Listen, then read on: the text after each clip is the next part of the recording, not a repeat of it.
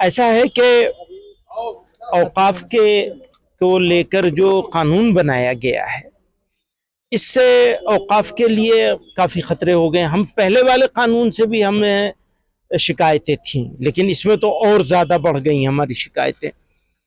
तो उसका लोगों को इस बात के लिए तैयार करना कि जो कमियां हैं उनको दूर करें और अवेयरनेस क्रिएट करना, तो उसी के तहत एक सीरीज में चल रहा है काम। उसी का एक पार्ट ये भी था। इसके बाद हम आगे भी जाएंगे, दूसरे सूबों में भी लोग कर रहे हैं और जगहों पे भी। उम्मीद पोर्टल में बहुत सारी समस्याएं। जी हाँ, बहुत सारी शिकायतें हैं, बहुत ज्यादा शिकायतें हैं। तो अब उसको कैसे दूर किया जाएगा देखेंगे। जो मस्जिद है उनको टारगेट किया जा रहा है। जी हाँ, डेमोलिशन की कार्रवाई जी हाँ, बहुत ही एकतरफा तौर पे कार्रवाइयां हो रही हैं और बिल्कुल यानी बगैर सोचे समझे गैर मुंसिफाना तरीके से एकतरफा तौर पे कार्रवाइयां चल रही हैं। तो ये बहुत ही अनफॉर्चुनेट है। जी हाँ, वक़्फ़ एक अहम हमारी जिम्मेदारी है, मिली मसला है।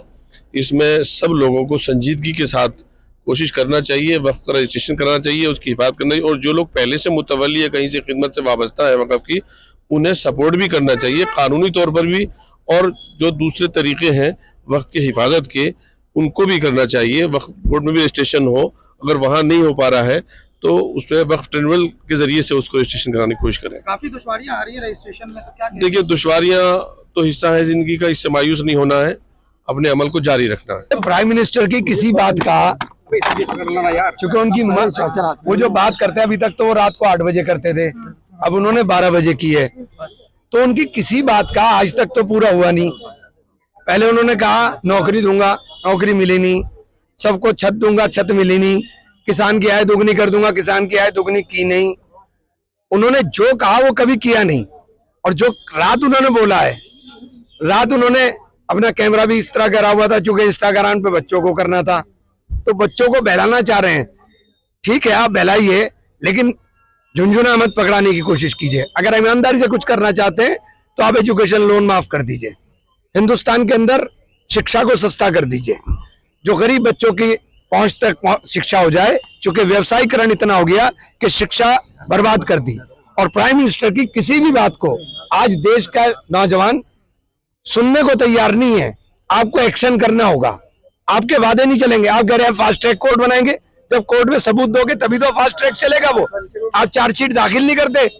लास्ट 2024 के नीट के केस में 90 दिन आपने चार्जशीट दाखिल नहीं की, तो आप का जो सिस्टम है वो पूरा का पूरा कोलैप्स कर गया है, पूरा गिर गया है। पूरी एजुकेशन सिस्टम को दोबारा खड़ा करना होगा। जो मांग की उसके अलावा बात कर रहे हैं, मांग की तो कोई बात ही नहीं है। हम कह रहे हैं कि वो तो जो बोलते हैं इधर उधर की बात करते हैं, कभी सीधी बात करते नहीं। इमरान भाई, जोहर मसाजिद को लेकर के जो कार्रवाइयां चल रही हैं, लगातार निशाना बनाया जा रहा है। देखिए, मुल्क के अंदर जिस तरीके से काम हो रहा है, मैं तो पहले दिन से कहता था कि निशाना मुसलमान के ऊपर, लेकिन निगाहें जो है वो मंदिरों की संपत्ति पर है, और वो लोगों के सामने उजागर हो गया अब।